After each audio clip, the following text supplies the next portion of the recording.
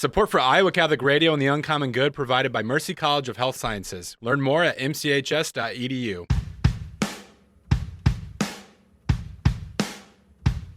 Welcome, folks, to the Uncommon Good with Bo Bonner and Dr. Bud Marr. Every week, diving deep into the truth of Catholic social teaching and restoring all things in Christ. The Uncommon Good is on the air. I'm Bo Bonner. I'm Dr. Bud Marr. We are coming to you from these United States of America, here in the middle of the country, Iowa. You may have heard of it if you're listening, because you're probably listening on Iowa Catholic Radio or iowacatholicradio.com or the Iowa Catholic Radio app, and we'd love that. But perhaps you are not in Iowa, or you are, but you're listening through podcast. And you podcasters, we want to say thank you and welcome to the show. It is wonderful to have you with us. I'm Bo Bonner, Senior Advisor for Mission Initiatives and the Director for the Center for Human Flourishing at Mercy College of Health Sciences. To my right, though you can't see him, trust me when he speaks, Bud, tell the good folks who and what you are. I am Bud Marr, and I'm the Dean of Liberal Arts and Sciences at the college. Also, beloved child of God. That too. Right, making sure people know that. The show is The Uncommon Good, and we're happy to have all of you with us. The show is underwritten by Mercy College of Health Sciences, mchs.edu.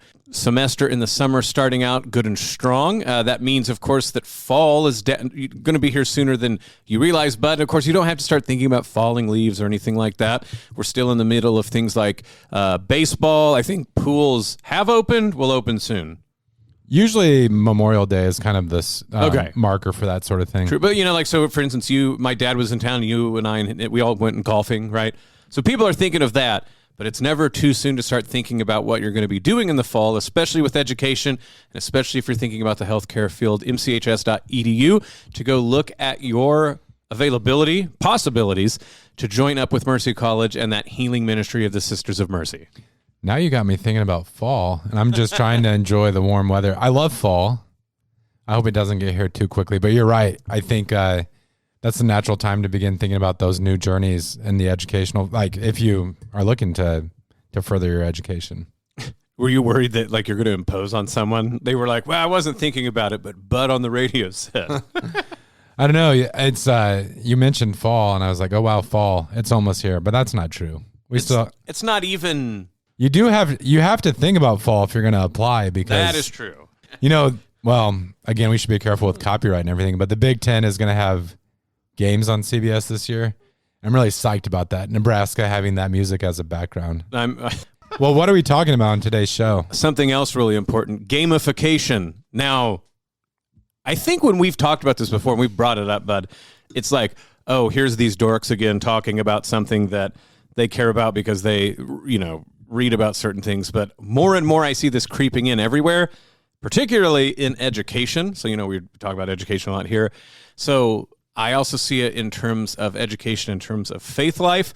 So we're going to grapple with this topic, and we're going to try to not gamify it ourselves. And that's what we're going to talk about when we get back. This is The Uncommon Good. Bo Bonner, Dr. Bud Marr. Stick around. We'll be back right after this.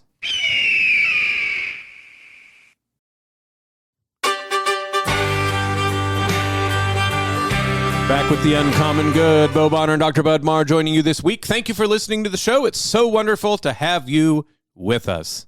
Bud, today we're going to talk about gamification. We have been more forthright with sometimes bringing up what we've seen either on social media or perhaps talking with friends on some of the ways that we interact and talk about this thing. We know a lot of academics, of course. We're in that field. We've been professors. We do administration stuff as well.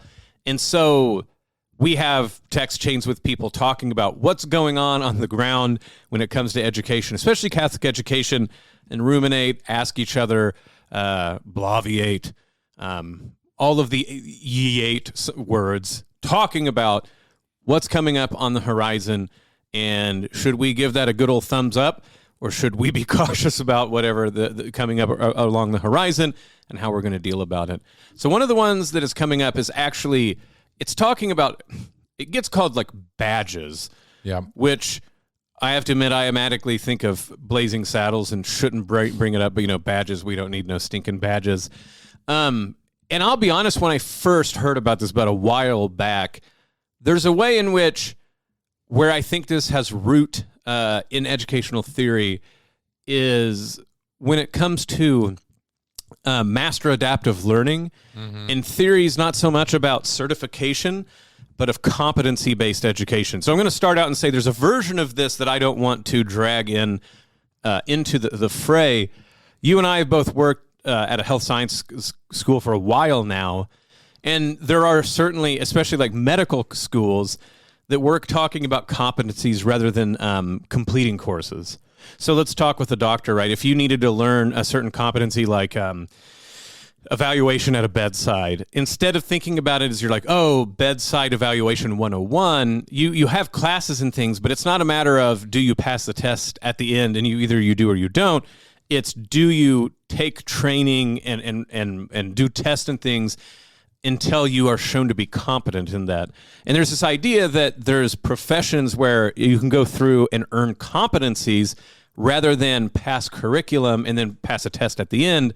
And that's one way to go, okay, we have certain professions and things that you can do that it's more important to show that you have a competency in something rather than you've passed a curriculum.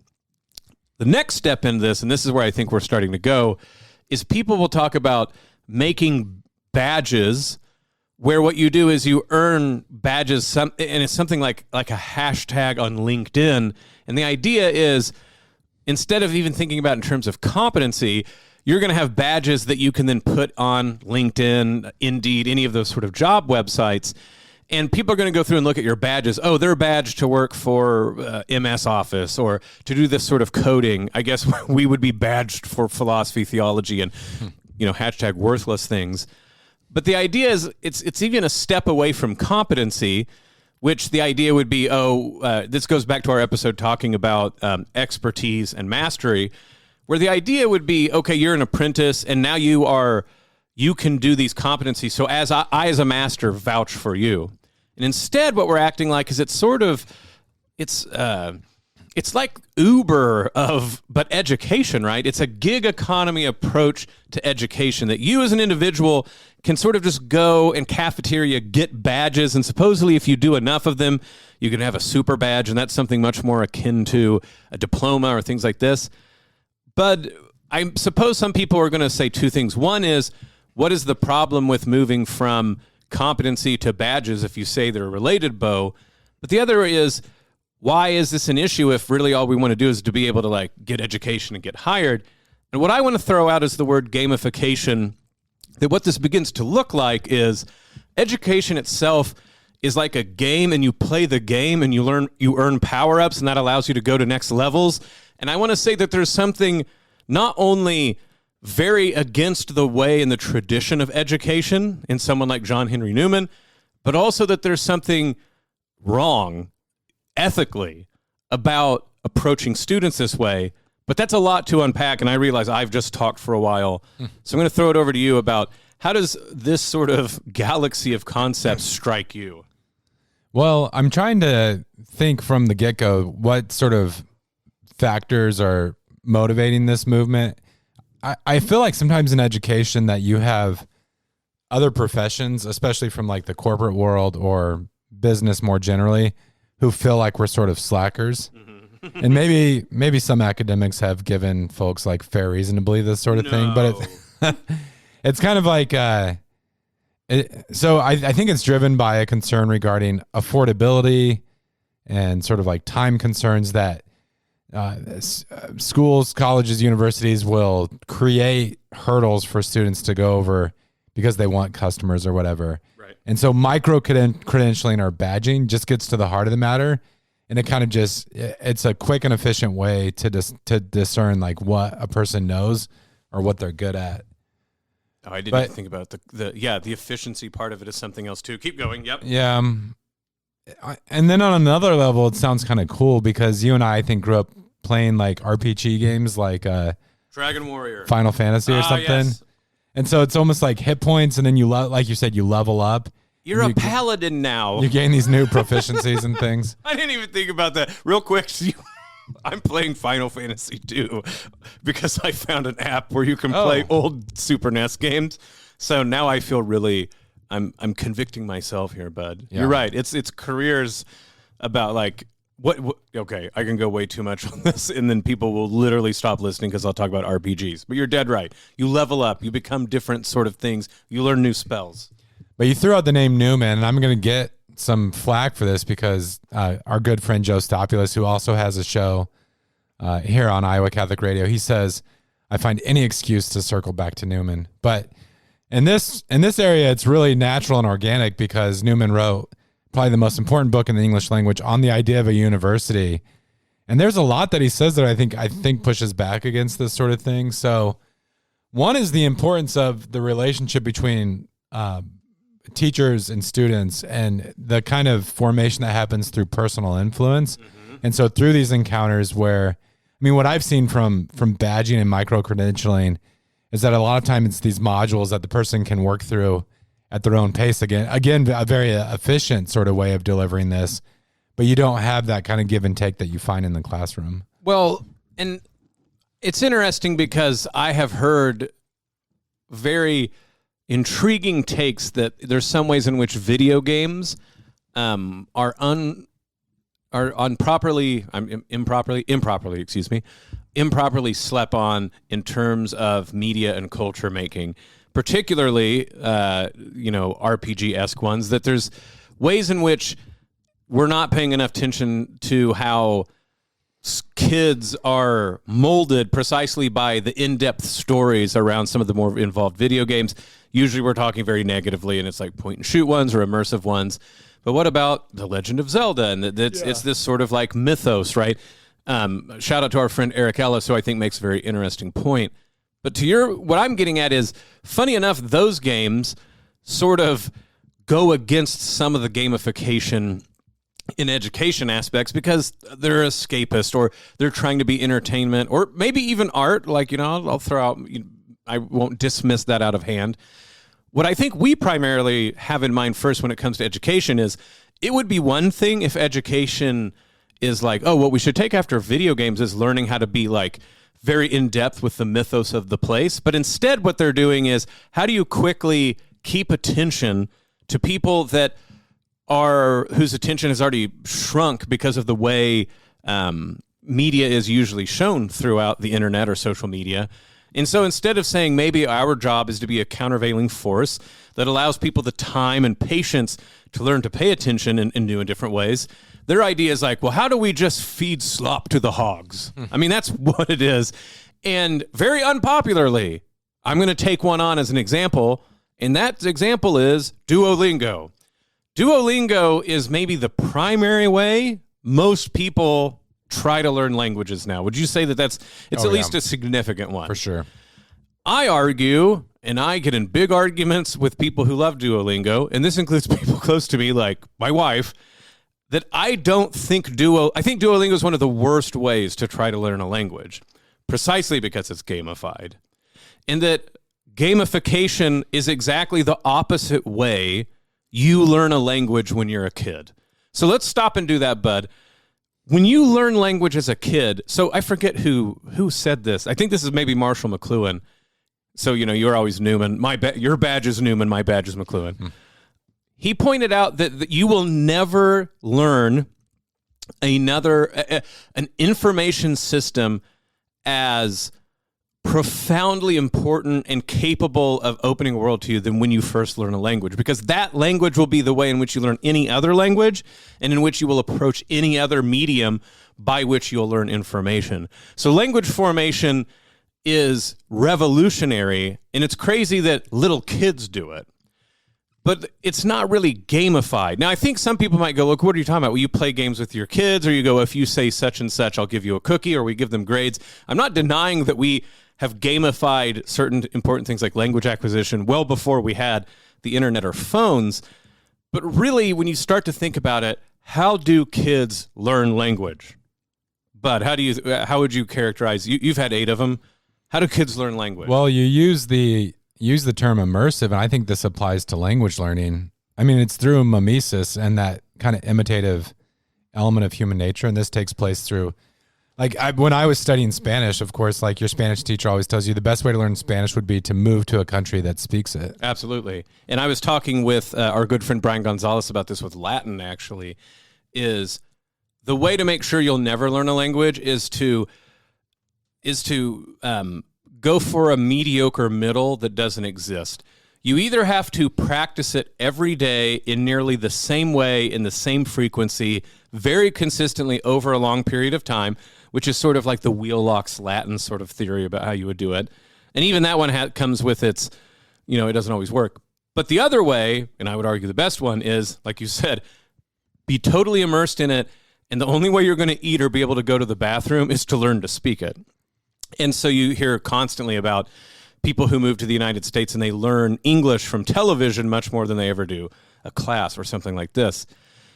The question starts to be, well, can you gamify it? Like if you put in the inherent sort of brain chemistry of attention stealing that every electronic app person means to do. So every marketer has figured out how to appeal to our brain stems, our lizard brains, or however people want to say it, to get our attention and then to sort of fire off brain chemicals where we want to keep getting more and more attention. The question is, can you use that system to make people learn? And what I want to argue is the very brain power that is being exerted to keep getting the sort of dopamine hit that attention-grabbing things like websites do makes it where the sort of energy, muscle, spirit that you need to put into learning is exhausted. And this goes into, we have biological proof for something like you'll remember more that you read on something that's not backlit than when you would on a screen. We have proof that you remember something more if you physically write it with your hand than if you type it because of just nerve endings and things like this. The argument one I want to make is that gamification activates your brain in a certain way that basically ensures that the deep immersive learning that you would hope to do in something like language acquisition in a child will never happen. And so I'm even willing to throw out that maybe gamification when it comes to like instruction, like, oh, I need to learn how to put together this furniture from IKEA that I don't understand. Maybe gamification could help that. I think it could teach you like the steps 1 through 8, but if there's any problems, I don't think it would teach you anything. But I certainly want to argue that what we would think a university is about, Bud, that there's no way that the two, I actually think they are countervailing forces when it comes to human attention, intention, and the ability to learn.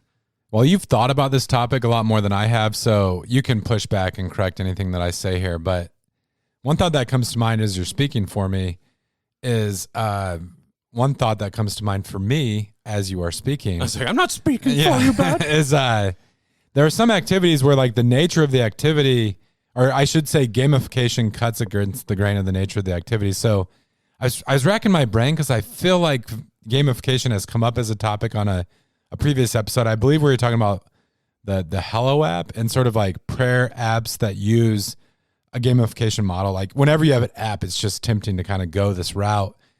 And historically, great mystics and others have talked about our relationship with God as a spiritual journey. And I really like that idea of a journey because it captures that it's something that we have to be committed to over time, that we're going about this process with a person. There's like a relationship that's there. All sorts of elements of a journey naturally map onto our spiritual life. Similarly with education, I think if you use the gamification model, you lose kind of the humane element that's supposed to be a key part of being educated. And I think working at Mercy College of Health Sciences, in those fields, it's especially important. So you've challenged folks, even here at the college, to use care with the kind of language that we deploy when we talk about these fields. So we say, like, in healthcare, there's a real problem with burnout. And what sort of things burn out, like engines and computers. And when we use that language for human beings, it actually sort of unwittingly habituates us to think of human beings as like machines that can burn out. So if we're trying to flip that culture, we kind of even want to avoid that sort of language.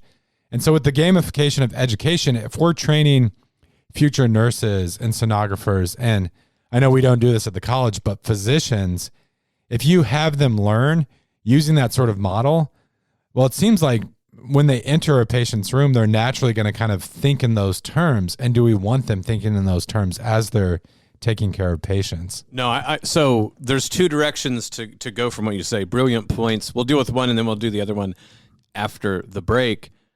I think it's important, and this goes to show you how education works, that we should sit back and reflect on what we think someone taught medicine in a gamified model will do and how they will treat the environment of observing a patient, let alone a patient, if we go through with the gamification model. So on one hand, the reason gamification will like sort of pick up steam is it sort of tells you not to reflect on what you're doing, right? Like what you're doing, it's a different type of journey. A real journey, bud, when things go well, is we're able to go, we stop, we think about where we've gone, where have we come from, where are we going. But if you can imagine something where the only idea is just the next mile, the next mile, the next mile, you actually would ruin the journey. Journey implies, other than like a band that sings a song, journey implies a narrative aspect to it. I would suppose that you wouldn't talk about the journey of a heat-seeking missile from an F-16 to an opposing plane. You would talk about its flight pattern or things like this. Journey is precisely embodying reflection throughout the traveling forward. That's why I would say you could talk about your education journey. You could talk about your journey through the gamified app of learning things. In fact, I think, there's all sorts of apps that are like, look at your journey, and there's apps for like blood sugar. Look at your blood sugar journey, where you've gone, where you've been. And you go, no, these are numbers, and you're trying to get to levels, and you're trying to conquer them. To stop and reflect and ask, what will it be like to treat a patient like a game? And the thing is this another way, bud, in which I actually don't mind saying we have to act at being a doctor before we can be one. And there's sort of a play inherent between the patient and the doctor. That's coming from not only Joseph Pieper, but James Shaw, right? Who will talk about the importance of play. In fact, I didn't even think about this, bud. It's happening on air because we're being reflective. There's a difference between gamification and play. And kids don't gamify things unless you teach them to. They play.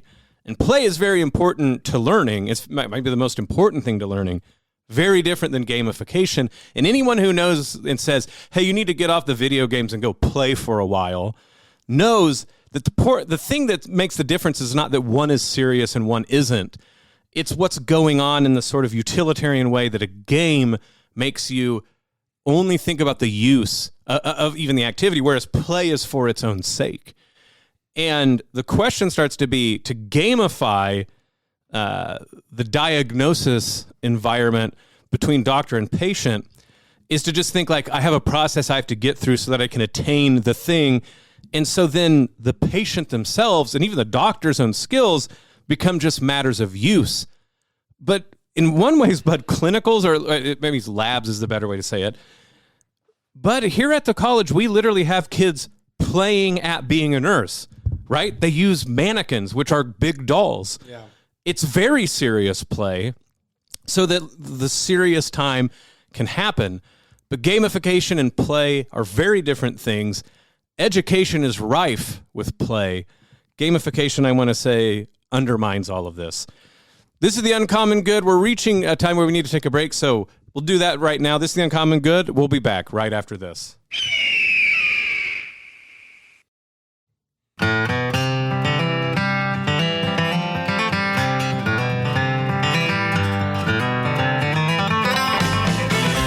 Back with The Uncommon Good. Bo Bonner and Dr. Bud Marr joining you this week. Thank you for listening to the show.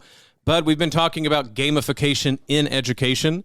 I just had an embarrassingly, I don't know. I shouldn't be embarrassed, but I felt like I stopped and had dead air time, which you're not supposed to have on the radio, because I sort of had an epiphany because we had time to reflect here on the radio show and to realize that whatever we're talking about gamification, it's very different than play, and that I'm really channeling James Shaw and Joseph Pieper in ways that I didn't even really think through this. But gamification, if it's anything else, in some ways it's more like appification. But the idea is, how do we make something where like you're playing at it to get skills to pass levels, and then you level up. And maybe we can do that with all of education, and we're starting to see people throw that out. So instead of getting degrees, you get badges. Like I said, a lot of this has to do with what we've been talking about in earlier episodes about expertise and mastery. But now it's getting into the nitty-gritty, because we have friends who have schools that are talking about gamifying higher education so that people earn badges rather than degrees. And once again, the thing we're not worried about, at least I'm not, Bud, is diploma versus badge.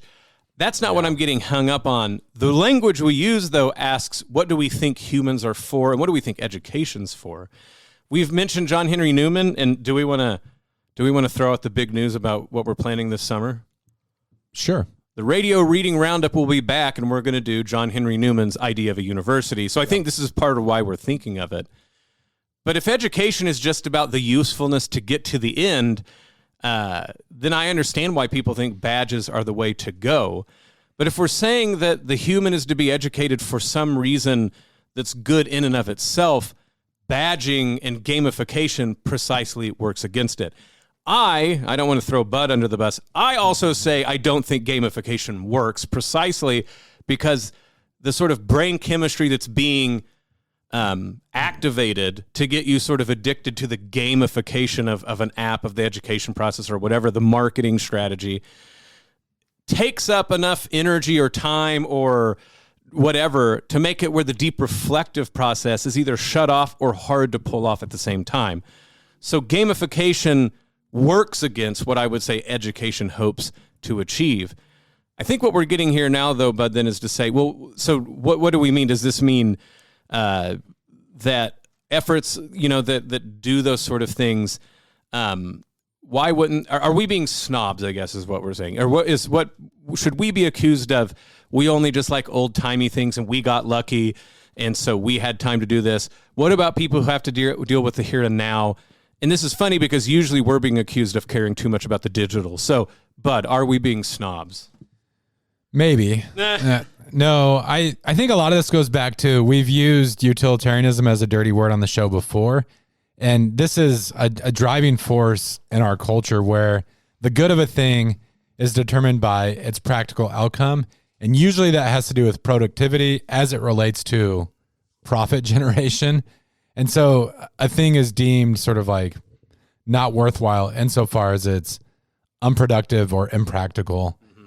And part of what we're saying is, and Newman talks about this as well, but we have to be serious about the makeup of human beings, like human nature.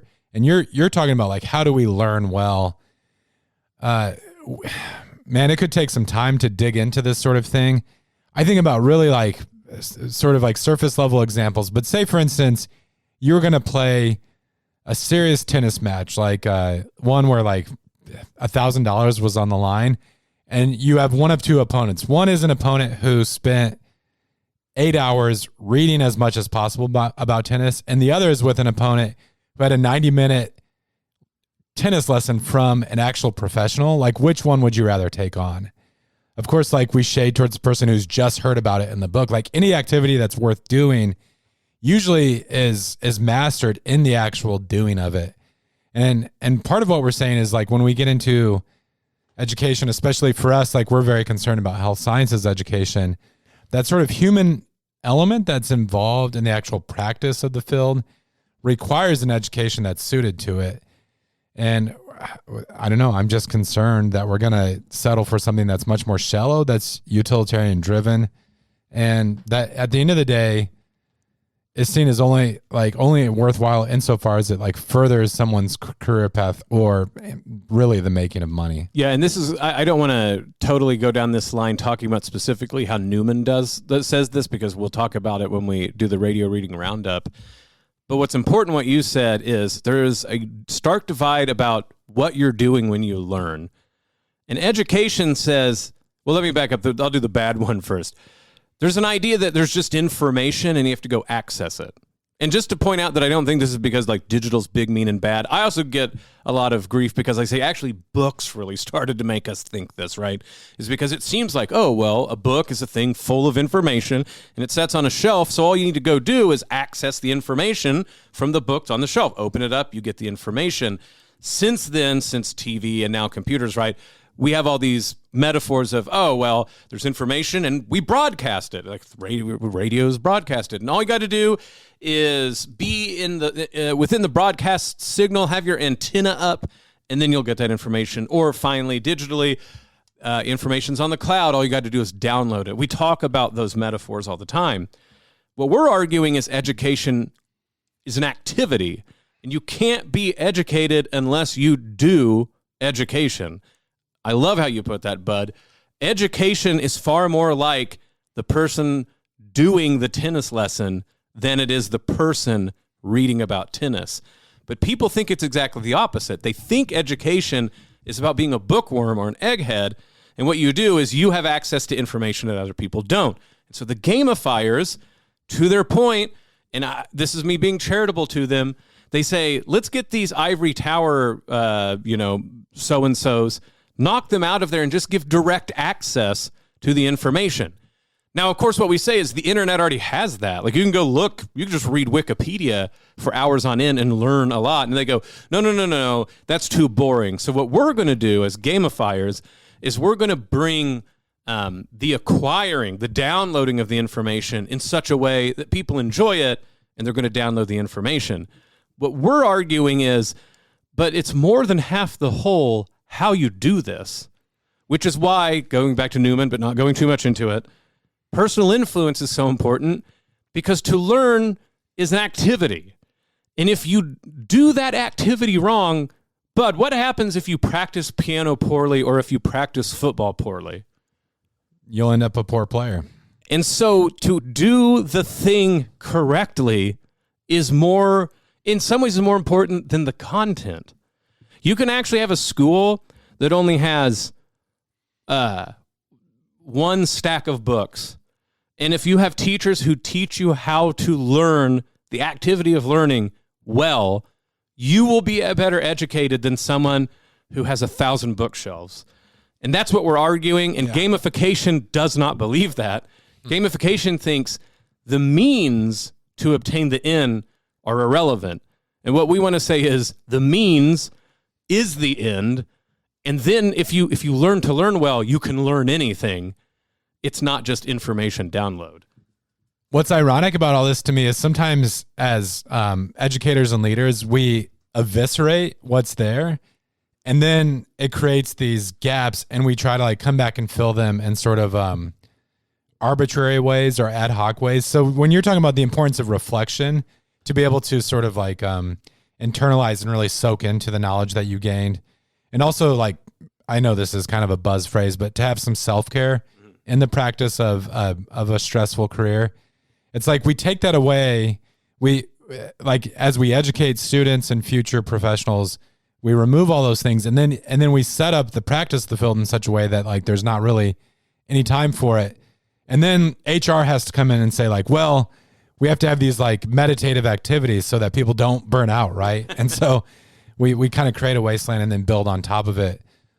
It's similar with, well, I'm drawing a blank again, which sometimes happens on air. So you're going to have to help me out. Well, do you want me to bring up something else and then you'll think of it while I'm talking about that? Okay, so the other thing I mentioned earlier, I was like, there's two things, and I realized I left it hanging because we hit the break.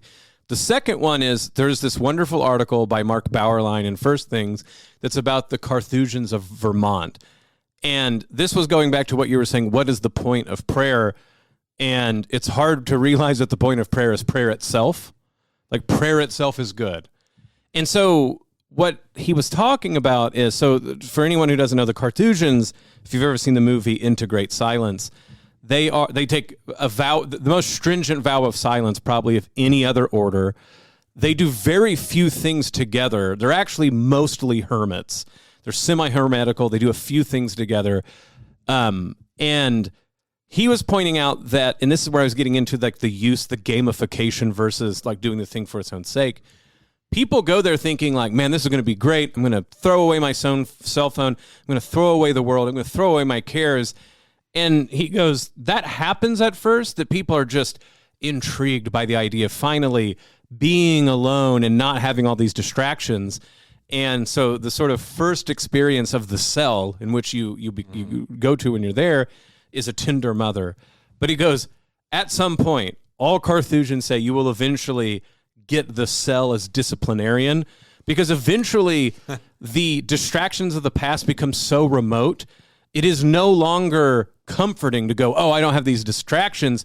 In fact, what you are faced with is the terror that there's nothing to distract yourself from you, your sin, your shortcomings, your littleness before God. And all of a sudden, what you might have gone to do for a utilitarian reason, right? Well, I'm going to do this religion stuff to unplug and self-improve. They go, you can't. It demolishes that. And you are faced with, the infinity of God and the sort of absence of what you are. And it's this great psychological and spiritual thing that goes on. There is no gamifying the Carthusian experience. Yeah. And I think that starts to be something we have to ask in education, but also in the formation of the spiritual life. Do we want to try to act like you can download spiritual truths, or do we want to admit you can only get them through doing them? And I'm all for using your phone to set an alarm and remind you to pray every hour. I'm not denying that. But the idea of what you need is just the type of content and experience that make people pray. But if you can't develop love of prayer, you're going to eventually have to face yourself. And I thought that article did a good job of getting at that. Well, that was a great comment for jogging my memory of where I was going, because so I can kind of idealize all of these ideas, the need for reflection, that education involves a journey and things like that. But your point about folks on these sort of retreats having to finally face their own selves and come to terms with that and their doubt and different things that wells up. If there are any teachers listening to the show right now, I'm sure you've thought this sort of thing, but what can kind of scare me sometimes, Bo, about being in the classroom is I feel like education does naturally entail some level of boredom. Mm-hmm. And, I feel like you and I, when we've co-taught that, I was joking on the beginning of the show, or was it last week's episode, where I brought up the lady getting hit in the face with a baseball? Yeah. This is on your mind. we try to weave together some interesting stories and, engage students, not simply on our courses. I don't feel like it's about downloading content. Right. It really is sort of narratival. Get them to bring their own life experience, share our own life experience, and then reflect on this together. But there comes a time, for instance, with philosophy, you can't have a good philosophy discussion unless you've memorized some names and ideas from key thinkers. Mm-hmm. Hopefully, or ideally, from reading those primary sources firsthand. To really engage Plato, you have to wrestle with Plato, and that just involves some hard work. I don't know. Do you ever feel sort of anxious about how it's going to go when you talk to youngins about some of these books that require heavy lifting? Well, I mean, there's two things to say. On one hand, no, but not because I don't. I mean, one thing that really gave me a lot of help as a teacher is when Stanley Hauerwas, we've now brought him up 2 shows in a row, so hat tip to Stanley. He said, when you teach, you can't try to teach everyone in the room. You're only actually fully teaching. He says 2 people a class. And he goes, what you think is that that's unfair. You have to try to teach everyone. But he's like, but if you try to teach everyone, you'll teach no one. But he goes, just imagine there's 1 or 2 students in there, and they were placed there by Providence because they need it. And if you can imagine that student, and if you teach the heck out of them, other people will get so much more through in sort of peripherally than if you try to do the impossible, which is to teach everyone. So that always helped me think okay, I can do that. I can do that every time, and I can and if I do that well, other people will benefit. But the second thing, to get to your point, because what this might sound like is, oh, well, what you hate about gamification, Bo, is you hate rote memorization or something like this. Actually, I'm arguing rote memorization is far better than gamification, to your point about the boredom, and that there's a way in which the reason babies learn is not because you make language interesting, but because like they have to be around for it. Yeah. And it's interesting. I don't know about you, and I don't think this is uniform, so I don't want to say this is some sort of uniform principle. It's largely been the case that each successive kid we've had has learned to talk faster. But I don't think this is any sort of like great insight. It's just there's that many more people talking. And when you're a baby, you don't got a lot else to do, right? You let mom know if you're hungry or if you've soiled yourself or if you're sick. And otherwise, you sit around and like you look at the world that you can't even really focus on, and then you hear language. And so it's like you said, there's a primordial boredom, and they won't be able to talk except that they memorize words. So I don't think there's all sorts of things, of course, that I think you can't rote memorize. And I'm not trying to say like, bring back the 1950s or something like this.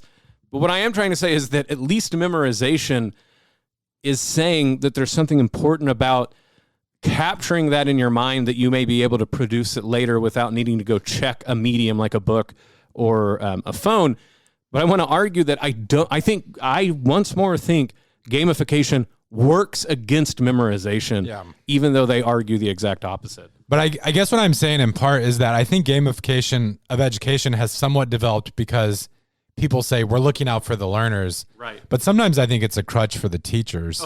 Yes. Yeah. Because it is intimidating sometimes to step into a room and realize what's at stake and have the possibility of someone pushing back or someone checking out. And so the gamification of education makes it possible where it's like, I just have to find a way to structure the delivery of these tidbits, right? Oh yeah. And I think the other thing too, right, is it gets at like, we want to be data driven so-and-sos. And so gamification, because of how you made it, you'll be able to have data, right? Because you're like, well, they're at this level now. They were at this level. Now they're at this one. But of course, I think anyone who's actually had to try to make real life decisions based on data, data requires tons of reflections to ask if it's actually like, are we accessing the data only because it's telling us what we want to hear or it's useful for argument, all these things like this. But the last thing I'm going to say is I'm with you, bud. If teachers, not students, if teachers aren't properly facing that sort of terror that's analogous to the Carthusian in the cell, I don't think real education happens. And I'm ripping someone off. Someone has a book called The Risk of Education. I think it's the Communion Liberation guy. Yeah. The point, I don't know the book very well, but just that title I think is exactly right. The vulnerability of the professor is not necessarily that they have to tell like intimate details of their life. I mean, they can. I mean, you and I are usually, like you said, we bring up stories and hope that they students in turn tell theirs. But the sort of being before the student, realizing like Plato himself says, you can't put sight into blind eyes. That's not what teaching is. But it is trying to coax someone to turn to the light so they can see an object with their own eyes. That's up to them. And if you're not willing to admit, this goes back again, Plato's Republic, Adamentius and asks, do you want to, in Glaucon, do you want to seem like you've persuaded us or do you actually want to persuade us? And gamification, I think, is an entire industry saying, you know what, we'll settle with seeming like we've done it. Because the other one is extremely scary and difficult and takes time. Yeah, we could probably do a whole nother episode on this topic, but as you're speaking, I was thinking even about discipleship and how our Lord in the Gospels, you can see him bringing the apostles to a certain place. And at times, I mean, a passage that's always kind of like grabbed my attention, at times confounded me, is when Christ says that he speaks in parables so that some won't understand, right? Yes. And gamification of education doesn't allow those good periods of darkness or like the slow revelation, or even sometimes, is occlusion a word? Like obscuring something because someone's not ready for it, to bring them to the place where they can see it like in a fuller or broader manner. But this is perfect because you're right. We will talk about this next week because I have an entire theory about that parable and I want to share it with you. I call it parabolic next week's logic, episode. And we figured it out. This is fantastic, man. Great work. This is the Uncommon Good. Bo Bonner, Dr. Bud Marr. Stick around. We'll be back right after this.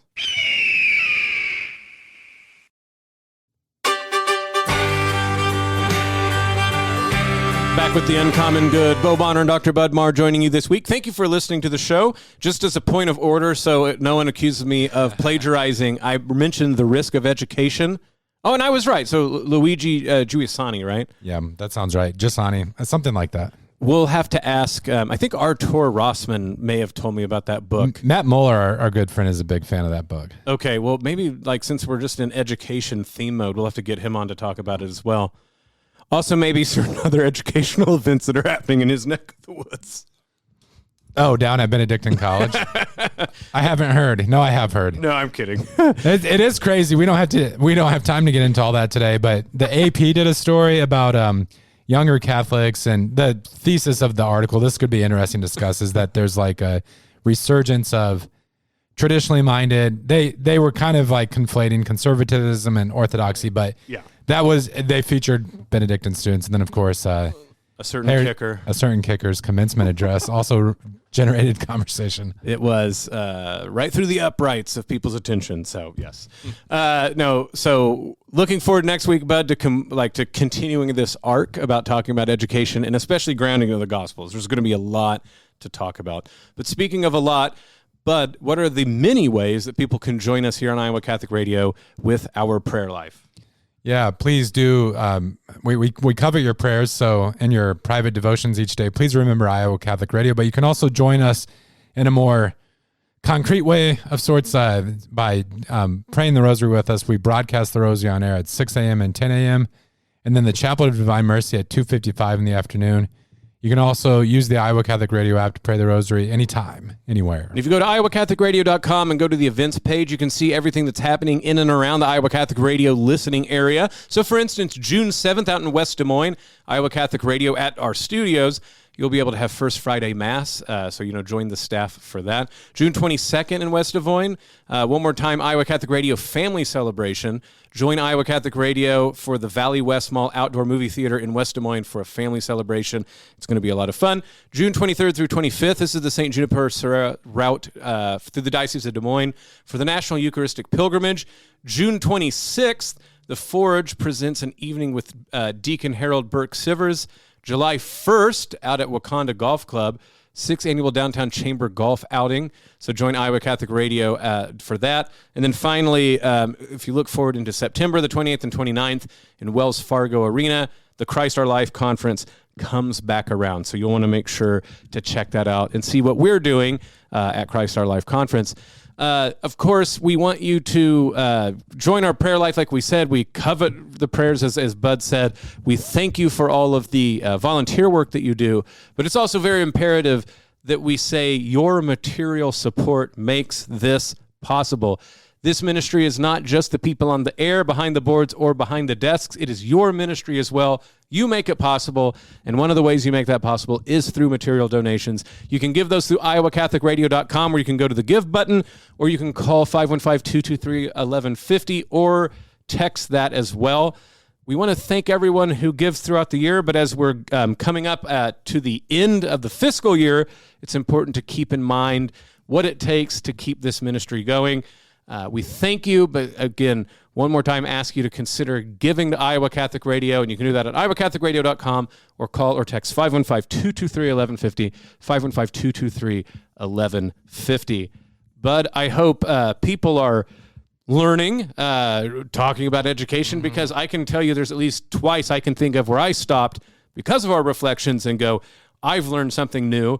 I didn't go into this show thinking we were going to connect play verse gamification, but I feel like I am more capable of going forward talking about these things, and I hope listeners felt the same.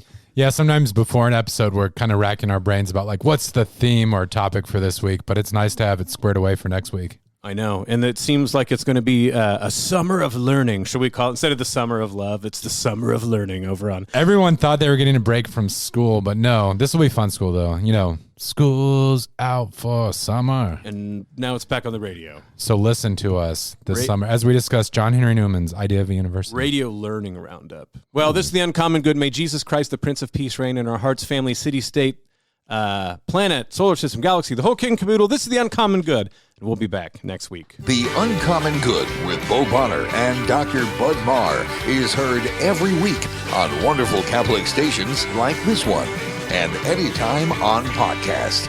Just search for The Uncommon Good. Support for Iowa Catholic Radio and The Uncommon Good provided by Mercy College of Health Sciences. Learn more at mchs.edu.